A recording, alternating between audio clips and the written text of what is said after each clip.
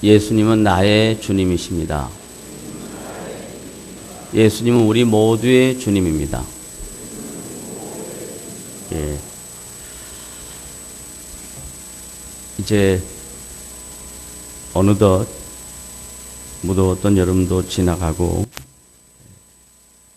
아침 저녁으로는 사늘한 바람이 불어서 살갗에 닿는 그 바람이 참 좋다라는 생각이 듭니다. 하나님께서 우리에게 이렇게 사시사철을 주시고 특별하게 베푸시는 은혜들로 여러분의 각자의 인생이 하루하루 그리고 그것이 쌓여져서 여러분의 삶의 아름다운 결실들을 맺게 됩니다. 사도 바울은 로마서 11장을 기록하면서 우리가 한 해를 살면서 자신의 삶 속에 아름다운 결실을 맺는 것처럼 신자의 삶 속에도 하나님의 뜻을 알아가는 신앙의 성숙함이 필요하다라고 가르칩니다.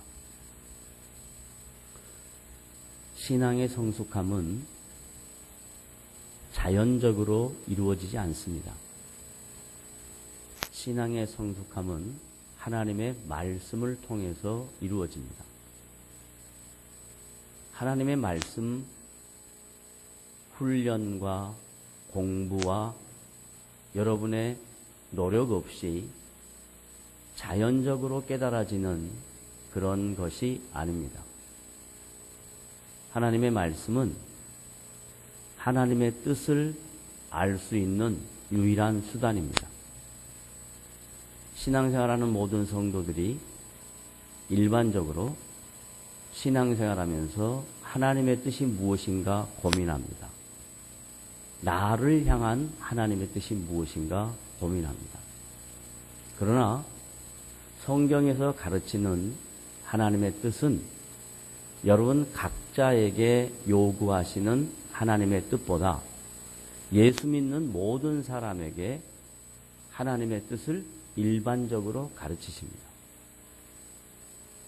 기독교 신앙이란 분명히 인격적인 신앙의 내용이고, 그리고 기독교 신앙이란 살아계신 하나님과 교제하는 것이 분명합니다.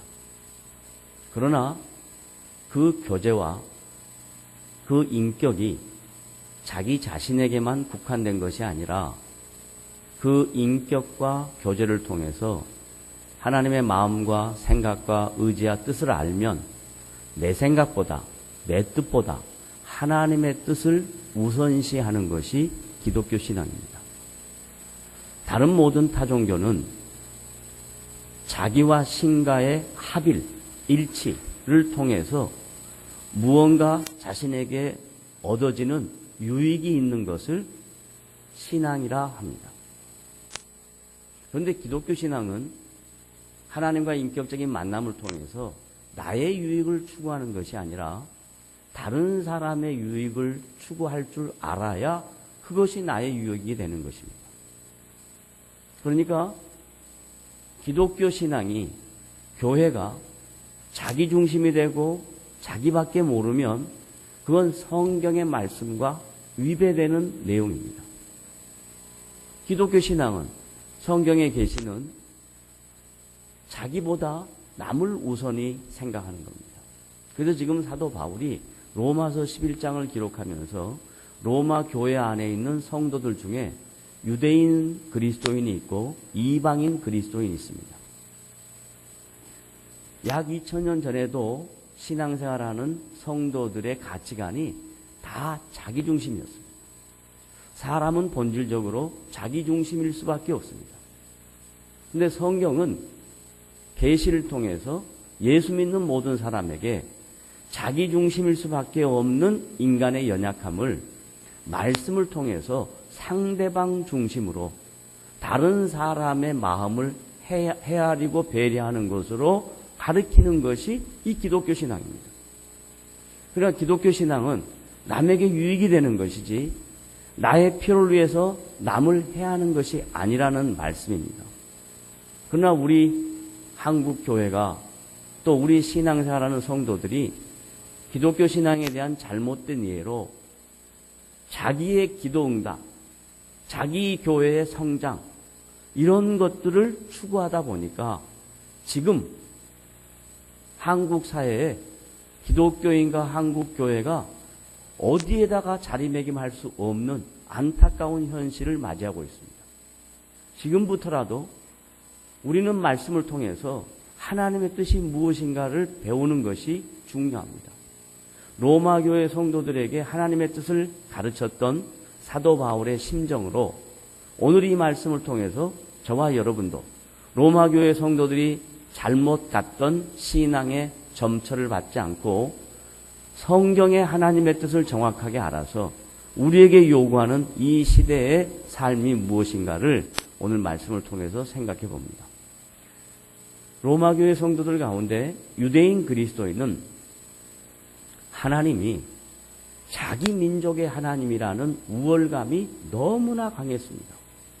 왜냐하면 2000년 역사 동안 하나님은 다른 이방 민족들은 다른 신을 섬기는데 유대인들은 하나님만을 섬기는 백성들이었단 말이죠. 그러니까 그 2000년 전통과 역사 속에 하나님만을 유일하게 섬겼으니까 자기들 마음속에 종교적 우월주의가 있습니다. 너희들은 잘못된 신을 섬겼지만 우리는 살아계신 하나님, 유일하신 하나님을 오직 한 분뿐인 하나님을 섬겼던 이 전통 있는 민족이다. 그 민족들 중에 또 예수를 믿었다. 그러니까 우리가 얼마나 위대하냐라고 착각하고 있습니다. 이방인 로마교회 성도들은 교회를 와도 유대인 그리스도인들을 만나면 상대적으로 자기 자신이 연약하게 느껴지고 비참하게 느껴지고 그리고 열등감을 가질 수밖에 없는 그런 처지에 놓여 있습니다. 교회 안에, 교회 구성원 안에 같은 멤버들끼리 서로 가치관이 다릅니다. 2000년이 지난 지금은 교회가 세상처럼 똑같이 되어서 교회 구성원들끼리 저 사람에 대한 자리매김을 눈에 보이는 외모로 사람을 평가합니다. 요즘 표현으로 말하면 스펙으로 사람을 평가합니다. 그래서 스펙이 좋다라고 생각하는 사람은 교회 안에서 우월감을 갖고 스펙이 낮다라고 생각하는 사람은 교회 안에서 열등감을 갖고 있습니다. 이것은 성경에서 가르치는 신앙생활의 모양은 아닙니다. 신앙생활의 모양은 하나님의 뜻이 무엇인가를 배우고 자기 중심일 수밖에 없는 연약한 내가 나의 생각을 내려놓고 하나님의 뜻에 맞추어 가는 것을 신앙생활이라 합니다. 따라합시다. 신앙생활은 내 뜻을 주장하는 것이다. 다시. 신앙생활은 내 뜻을 주장하는 것이다. 주장하는 것이 아니라 뭐 하는 거다? 내려놓는 것이다. 따라합시다. 신앙생활은 내 뜻을 내려놓는 것이다.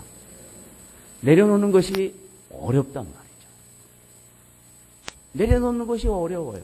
그래서 다른 말로 말하면 기독교 신앙생활이 하는 것은 쉬운 것이 아닙니다.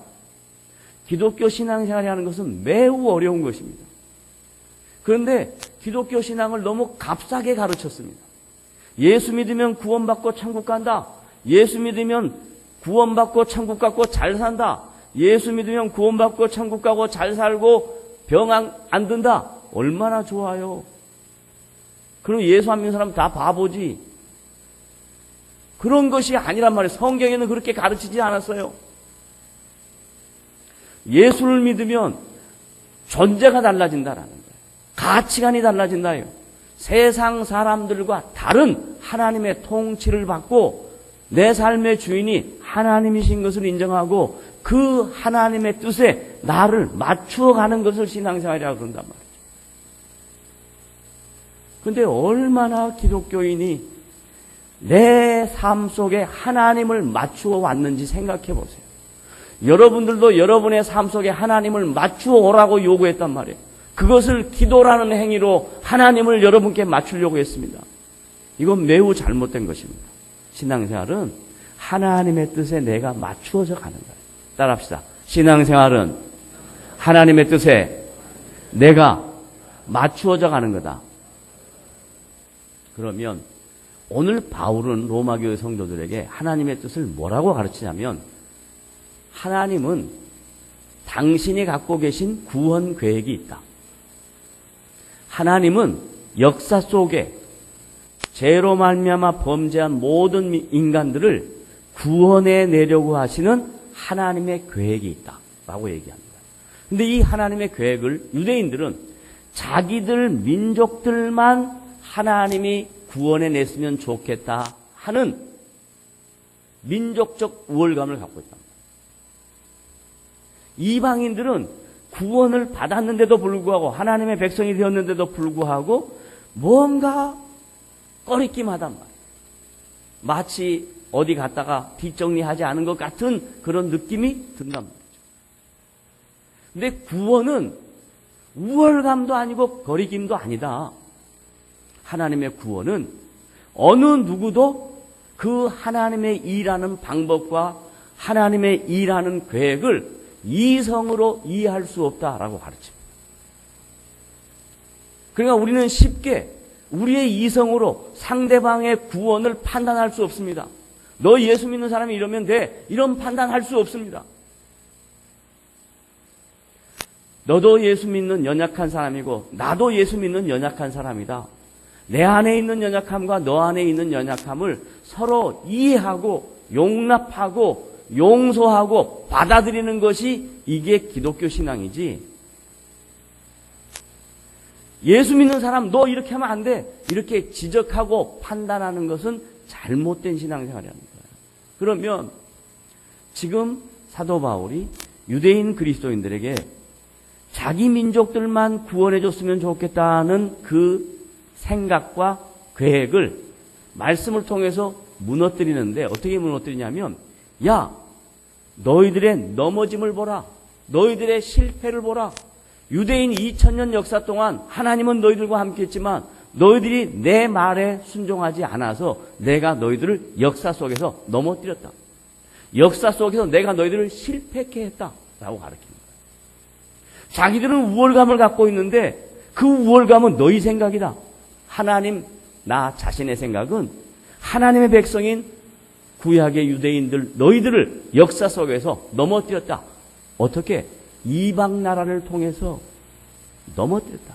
그래서 수도 없이 구약의 하나님의 언약 백성들은 역사의 다양한 어려움들을 맞는, 역사의 다양한 고통을 겪는 그런 안타까운 시절들을 살았던 것을 알고 있단 말이에요. 그러니까 우월감 갖지 마라.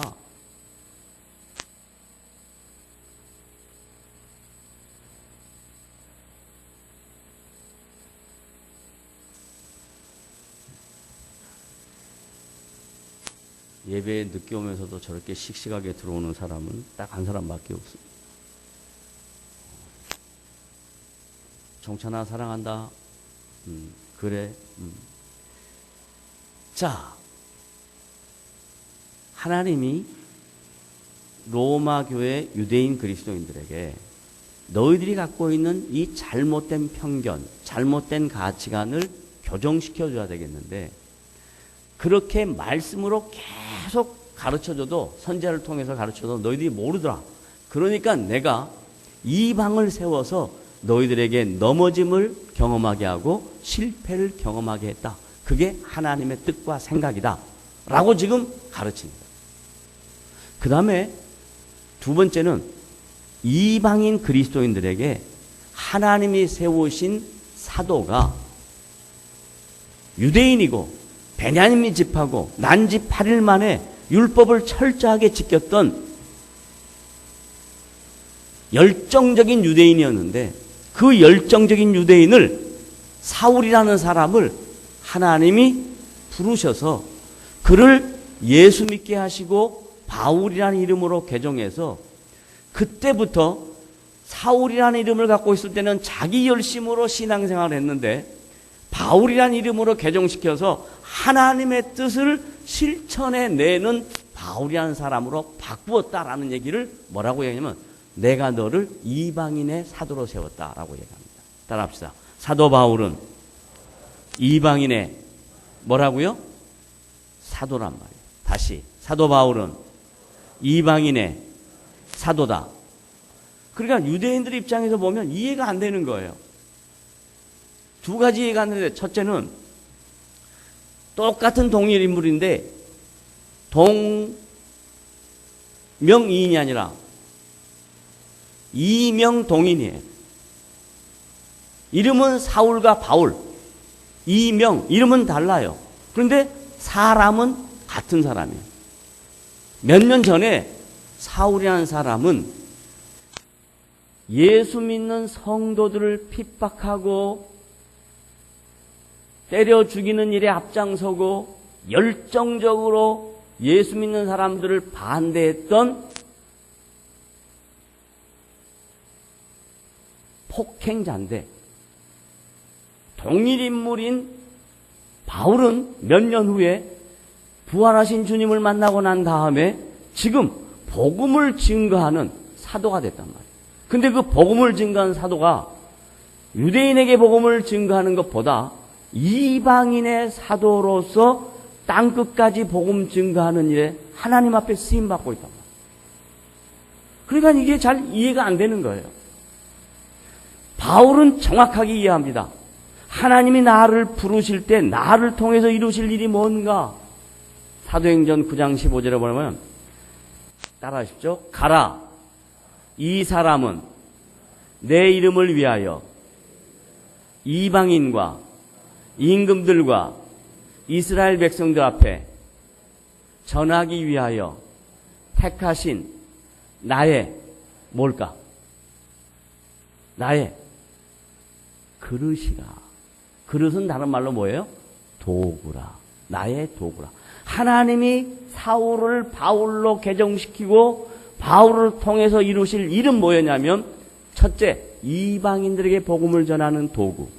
둘째, 임금들, 로마 황제들에게 복음을 전하는 도구. 셋째, 이스라엘 백성들에게 복음을 전하는 도구로 삼겠다. 이렇게 얘기를 했어요. 유대인들이 이해할 때 만약에 하나님이 사울을 바울로 바꿔서 사도로 삼았으면 우리 민족에게 복음을 전하는 사도로 삼았다면 이해가 되겠는데 이방인에게 복음을 전하는 사도로 삼았단 말이에요. 이게 사람의 생각과 하나님의 생각이 다르다는 거예요. 이게 하나님이 이루신 구원 계획은 이성으로 이해할 수 없다는 확실한 증거예요. 민족적 우월감 없다. 선택된 우월감 없다. 예수 그리스도가 이 땅에 오시고 난 이후 유대인과 이방인의 나눔은 사라졌다. 예수 그리스도가 십자가 위에서 죽으심으로 이루신 하나님의 구원 계획은 유대인이나 이방이나 전혀 관계없다. 모든 인간에게 하나님의 구원이 적용되는 것이다 라고 말합니다. 그런데 그 하나님의 구원은 무엇으로 이루어지냐? 예수 그리스도의 십자가와 부활의 사건으로 이루어진다 라고 가르치는 거예요. 분명히 로마 교회 안에 있는 유대인 그리스도인도 십자가와 부활의 사건을 경험했습니다. 이방인들도 십자가와 부활의 사건을 경험했습니다. 그런데도 불구하고 동일한 신앙인데도 불구하고 그들 안에는 나눔이 있었습니다. 다름이 있었습니다. 가치관의 차이가 있었습니다. 바울은 이게 안타까운 거예요. 그래서 이 가치관의 차이와 나눔을 회복시키기 위해서 오늘 말씀을 기록해 놓은 거예요. 유대인 너희들 자랑하지 마라. 너희들의 행위로 구된 것이 아니라 하나님의 은혜로 되었다. 지난주의 말씀입니다. 이방인들에게 너희들 거리낌 가지지 마라. 열등감 가지지 마라. 너희들 하나님이 존귀하게 세우셨다라고 말합니다. 그럼 왜 그렇게 하셨냐? 왜 그렇게 하셨냐? 자, 구약 이사야서 55장으로 갑니다.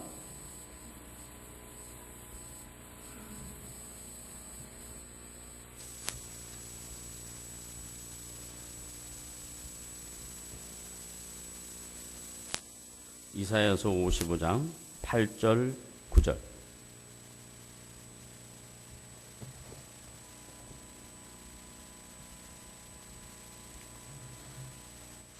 다 같이 함께 읽어봅니다. 이사야서 55장 8절 9절 시작.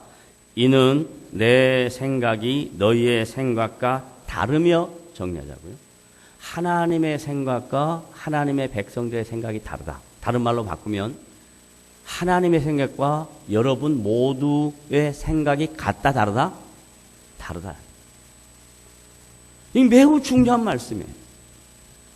신앙생활은 하나님의 뜻의 생각에 맞춰가는 건데, 이사야 선지자가 예수님 오시기 약 650년 전에 이 말씀을 기록하면서 하나님의 백성들과 하나님의 생각이 서로 다르다 그래요.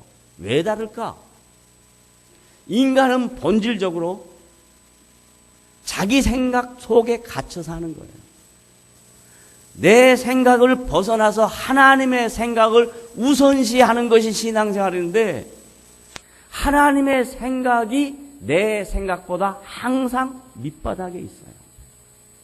그러니까 교회는 다니고 신앙생활을 하는데, 이 신앙생활의 가치와 목표와 뜻은 전부 자기 생각을 위하여 하나님이 계시는 거예요. 근데 성경은 하나님의 생각이 있고 하나님의 뜻이 있고 하나님의 백성이 하나님의 생각과 뜻에 맞추어져 가야 되는 건데, 그러지 않으니까 이사야 선지자가 예수님 오시기 650년 전에 이스라엘 백성, 언약 백성, 하나님의 자녀들 향하여 이렇게 말하는 거예요. 이는 내 생각이 너희 생각과 다르며, 그 다음 다 같이 시작. 내 길은 너희의 길과 다름이라. 길은 뭐예요? 길은 way. 다른 말로 말하면 삶의 방법입니다. 여러분이 살아가고자 하는 삶의 가치와 목표와 방법이 하나님이 요구하시는 삶의 방법과 목적과 가치가 다르다라는 이야기예요. 그러면 하나님이 원하시는 삶의 방법은 뭐냐? 초두에 이야기했듯이 하나님이 원하시는 삶의 방법은 어려운 것이 아니라 간단한 겁니다.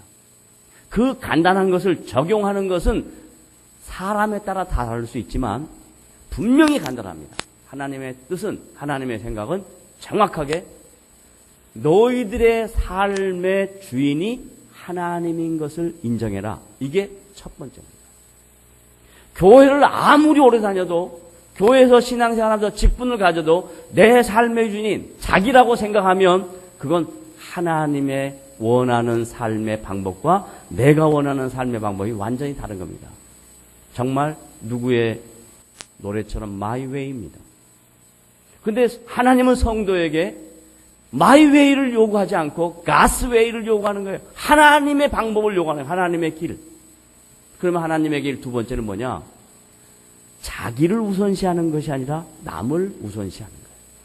이게 십계명과 예수님의 말씀의 핵심이에요. 주 너희 하나님을 사랑하라. 그리고 내 이웃을 내 몸과 같이 사랑하라. 이게 선지자의 강령이며 내 뜻이다 라고 가르쳐요. 근데 저와 여러분이 신앙생활 하면서 정말로 하나님의 원하시는 삶을 살기 위해서 내가 하나님을 우선하고 그리고 주변에 있는 사람을 우선하는 삶을 살았는가 생각해 봐야 된다 이 말이에요. 이것이 신자에게 요구하는 하나님의 뜻입니다. 일반적인 모든 성도에게 요구하는 하나님의 뜻입니다. 그런데 여러분은 자꾸 하나님의 뜻을 이런 곳에 찾죠. 신앙 좋다는 분들이 저에게 이렇게 합니다. 목사님, 제가 가을에 이사를 갈까요? 봄에 이사 갈까요? 그럼 제가 뭐라 그럴까요? 전세 계약대로 해라.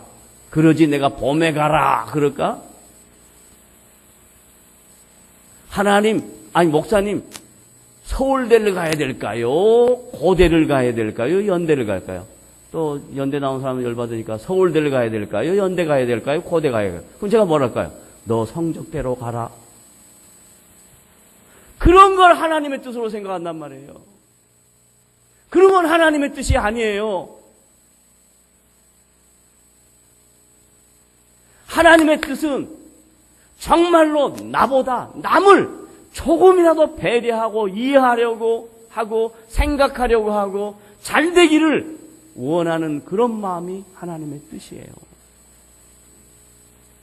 그래서 이사야 선지자는 이는 내 생각이 너희 생각과 다르면 내 길은 너희의 길과 다름이니라 여호와의 말씀이니라. 9절. 왜 그러냐? 이유를 설명해. 9절. 시작. 이는 하늘이 땅보다 높은 같이. 이건 비유인데요. 하늘은 뭐냐면 하나님의 통치입니다. 하나님의 능력입니다. 땅은 뭐냐? 우리의 수준입니다. 이 높으신 하나님의 통치와 능력을 무시하고 내 수준, 내 이성, 내 상식, 내 경험 갖고 하나님 앞에 들이댄단 말이죠. 이게 우리의 신앙의 현 주소입니다. 여러분의 신앙의 현 주소예요. 성경은 하나님의 그 높으신 존귀와 영광과 능력과 그분의 다스림을 설명하기 위해서 하늘이라고 이해하기 쉽게 표현했어요. 그 다음에 반대로 인간들은 땅이라고 묘사했어요. 하늘과 땅이 어떻게 같습니까? 다시 이는 하늘이 땅보다 높음 같이. 그 다음 더 쉽게 설명해요. 시작. 내 길은, 내 하나님의 길은, 하나님의 뜻은 너희 길보다 어떻게 해요? 높으며 내 생각은, 하나님의 생각은 너희 생각보다 높으니라. 그러니까 여러분이 기도해야 될 기도의 내용은 뭐냐면, 여러분이 생각해야 될 신앙의 가치관은 뭐냐면, 하나님 생각 좀 가르쳐 주세요. 하나님, 당신이 저에게 요구하는 것이 무엇인가 좀 가르쳐 주세요. 이렇게 기도하는 사람이 하나님이 기뻐하는 사람이에요. 근데 우리는 어떻게 하냐면 자기 생각 다 정해놓고 저 이거 할 거예요. 이거 안 해주면 알아서 해요. 그거 어떻게 알아서 할까? 좀 지나면 나 한 끼 굶을 거예요. 아침 금식이에요. 네 마음대로 해라. 그래도 안 되면 또 이제 하루 금식이에요. 그럼 정말 네 꼬라지대로 해라. 이렇게 땡깡 쓰는 그건 언제 때 가능하냐면 예수 처음 믿고 이제 갓 태어난 신생아가 배가 고플 때 배고프면 앵앵 우는 그 수준일 때는 가능해요. 그러나 신앙은 자라나는 거예요. 말씀을 통해서 자라나는 거예요. 말씀을 통해서 하나님을 아는 거예요. 하나님을 알고 자라가면 그 뜻에 맞추려고 해야죠. 누가 효자입니까? 누가 효자입니까? 부모의 마음을 헤아리는 게 효자라면서요. 하나님의 마음을 헤아리는 것이 신자입니다. 누가 아멘 했어요? 그러면 다 같이 아멘 해야지 혼자만 아멘 하면 돼? 다시 하나님의 뜻을 아는 것이 효자입니다. 자, 이렇게 이사야 선지자가 예수님 오시기 650년 전에도 이스라엘 백성들, 하나님의 언약의 백성들, 하나님의 자녀, 선택된 백성들이 예배한다니까요. 제사한단 말이에요. 모든 절기를 만들었고 제사 다 해요. 제물도 다 갖고 와요. 그런데 그들의 중심 속에, 그들의 삶 속에, 그들의 가치관 속에 하나님은 안 계셔요. 하나님은 안 계세요. 마찬가지로 지금 우리는 매 주일 모여요. 또 수요일 저녁에도 모여요. 또 부족하다고 생각하면 새벽 기도에도 와요. 금요 기도에도 와요. 그런데 열심은 있는데 그 열심이 하나님의 뜻을 실천하기 위한 열심이면 정말 복된 것이죠. 근데 그 열심이 자기를 위한 것이면 이방 종교가 다를 바가 하나도 없습니다. 하나도 없습니다. 여러분, 동남아 여행을 가면 대부분 동남아는 불교권의 나라입니다. 근데 가서 가만히 한번 앉아서 그 사람들 살아가는 모습 한번 가만히 봐보세요.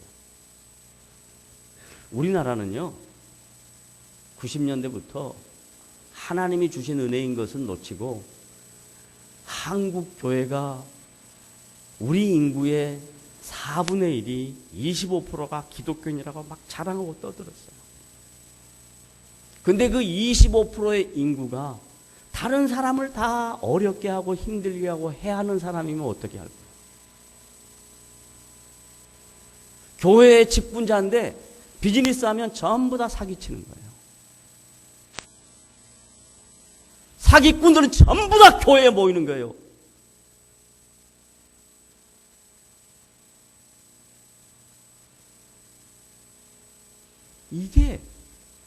이게 무슨 신앙생활이야, 이게? 우리가 연약하니까, 우리가 허물이 있으니까, 부족하니까 실수할 수 있습니다. 실수와 사기는 다릅니다. 실수는 해도 안 될 때 그게 실수입니다. 왜? 연약하니까, 부족하니까. 사기는 뭐냐면 목적과 의도가 다른 겁니다. 뭐냐? 자기밖에 모르는 겁니다. 남이 어떻게 되든 말든 자기밖에 모르는 게 사기입니다. 왜? 일이란 혼자 하는 게 아니거든요. 같이 하는 거거든요. 자기만 생각하면 이게 우리의 삶 속에 그대로 묻어져 있어요. 그래서 교회는 나와요. 교회는. 신앙생활에 하나님은 찾아요. 그런데 뭐라고 이야기하냐, 성경에. 야, 너희들의 생각과 내 생각이 다르다. 너희들의 길과 내 길이 다르다. 제발 다른 것을 강조하려고 하는 것이 아니라 깨달아라. 정신 차려라. 내 생각에 맞추어라. 이렇게 메시지화하고 있는 게 이사야 선지자의 말씀이고 사도 바울의 권면이에요. 그러면 이제 우리가 어떻게 해야 되는가 하는 겁니다. 로마교회 성도들 중에 이방인 그리스도인들과 유대인 그리스도인들이 서로 잘못된 가치관으로 하나님의 뜻을 모르고 자기 뜻만 알고 살아가는 그들에게 사도 바울은 딱 한 단어로 묘사합니다. 너희들 화목해라. 뭐 하라고요? 화목은 뭐예요? 아, 목사님, 오늘 저녁에 고기 사가지고 한번 고기 구워 먹고 싶은데 화목으로 그냥 합시다. 그게 화목이에요? 화목이 뭐예요? 화목은 나와 너가 서로 손을 잡을 수 있는 것은 서로가 서로에게 손해와 서로가 서로를 이해하는 그것이 있어야 화목이 되지. 주 안에서 화목합시다. 형제님, 자매님, 말은 그렇게 하는데 말만 하고 나면 그 다음 돌아서는 화목이 어디 있어, 화목이. 이건 화목이 아니에요. 내가 손해봐야 화목이 생기는 거예요. 내가 어려워야 화목이 생기는 거예요. 어떻게 자기 건 다 이루려고 하면서 화목을 기대합니까? 이건 절대로 이루어지지 않습니다. 화목은 내 것을 내려놔야, 내가 잘려야, 내 가슴이 터져 나가야 다른 사람이 편해지니까 화목이 되는 거예요. 주 안에서 우리 화목합시다.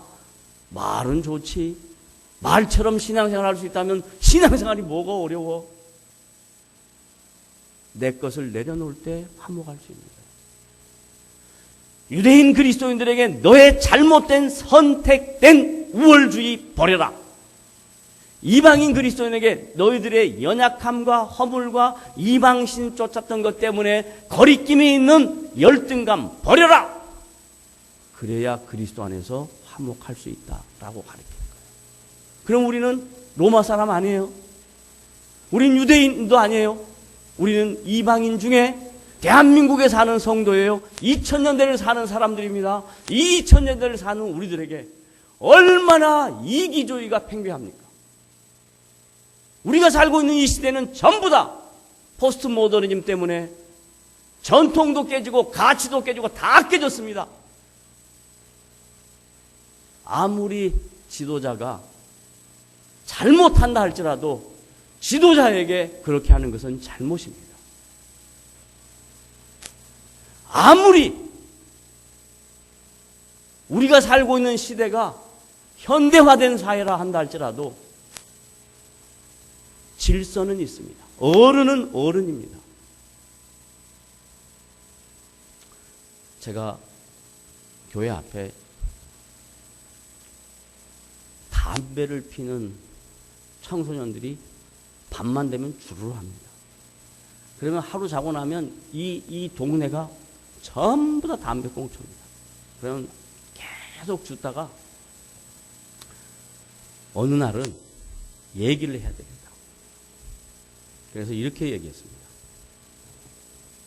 얘들아, 담배는 너희들이 피고 싶으니까 피고 싶은 대로 펴라. 그런데 쓰레기는 다른 데에 버리지 마라. 여기다 버리지 마라. 쓰레기는 너희들이 가져가라. 담배 피는 건 너 자유다. 쓰레기는 가져가라. 근데 그렇게 안 해요. 또 계속 보고 있습니다. 요즘은 도대체 대낮에 고등학생들이 그냥 다 그런 건 남녀 구별 없이 그래서 저쪽에서 세 녀석이 앉아서 또 하더라고요. 가만히 보고 있어요. 그랬더니 꽁초 팍 버려요. 이리 와라. 담배 피는 건 더 자유인데 여기다 버리지 마라. 주워. 한 녀석이 주웠어요. 그래서 다시 쓰레기통에 갖다 버려라. 또 한 사람이 또 그랬어요. 근데 셋째 녀석이 발 딱 꼬고 있다가 속으로 그랬겠죠. 너가 뭔데 그랬겠죠. 그러더니 침 탁 뱉더니 마지막 담배 다 피고 난 다음에 팩 던졌어요. 그걸 저는 돌아서서 못 봤는데 우리 부목사님 보셨어요. 그래 가가지고 야 너 이리 와. 그랬더니 어떻게 하는 줄 아세요? 딱 싸움이 나기 일보 직전까지 가요. 이게 도대체 어떻게 된 사회입니까? 자기가 하는 것은 아무런 문제가 없어요. 남이 하는 건 전부 다 문제예요. 이건 아닙니다. 이건 아닙니다. 화목이라는 것은 내가 낮아지고 상대방도 그것을 받아들일 때 이게 이루어지는 겁니다. 한 손만 갖고는 절대 안 되는 거예요. 쉐이크 핸스 할 때 영어는 굉장히 이성적인 단어예요. 쉐이크 핸드 이렇게 안 해요. 손과 손을 마주 잡는다. 단수로 쓰지 않아요. 쉐이크 핸스. 복수를 써요. 두 손이 마주 잡는 거예요. 이게 성경에서 가르치는 화목입니다. 지금 바울이 로마 교회 성도들을 보면서 너무너무 안타까운 거예요. 교회 안에 있는데 신앙생활을 하는데 이 신앙생활하는 성도들의 가치관과 그들의 삶의 목표가 완전히 세속주의고 자기밖에 모르는 이기적인 것을 보면서 하나님의 뜻은 그런 것이 아니다 라고 가르칩니다. 저도 역시 이 말씀을 통해서 우리 모두 함께 고민하고 생각해야 될 삶의 이슈를 던집니다. 여러분이 말씀을 통해서 생각해 보십시오. 신앙생활이 과연 나를 위한 것인가? 하나님을 위한 것인가? 첫 번째 퀘스천입니다. 두 번째, 신앙생활이 내 뜻을 이루기 위한 목표인가? 수단인가? 아니면 하나님의 뜻을 맞춰가기 위하여 하는 훈련인가? 두 번째 퀘스천입니다. 세 번째 퀘스천은 신앙생활이 나만을 위하고 나만 잘되기 위한 이기적인가? 아니면 이타적인가? 그래서 함께 가는 것인가? 하는 것 여러분 질문을 스스로 자문하셔서 여러분의 신앙생활에 고민하시고 갈등하시고 정상적인 그리스도인으로 우리 한 사람 한 사람 살아갈 때 우리가 살아가고 있는 사회가 변화될 수 있고 하나님의 교회가 변화될 줄로 믿습니다. 제가 잘해서 여러분에게 훈계한다고 생각하지 마십시오. 말씀을 전하면서 저 스스로에게 하는 말입니다. 여러분도 이 말을 들으시고 이 말씀 속에서 여러분 각자 고민하고 갈등하고 하나님 앞에서 내가 어떻게 살 것인가. 그래서 하나님을 기쁘게 해드리는 저와 여러분이 된다면 하나님이 여러분의 인생 속에 함께 하셔서 아름다운 삶의 열매가 있을 줄을 믿으시기를 주님의 이름으로 부탁을 드립니다. 기도하겠습니다. 하나님 아버지 감사합니다. 오늘도 우리에게 주의 말씀을 나누게 하시고 하나님의 뜻을 배우게 하신 것 감사합니다. 이 말씀 안에서 주를 알아가게 하시고 신앙생활의 과정을 한 것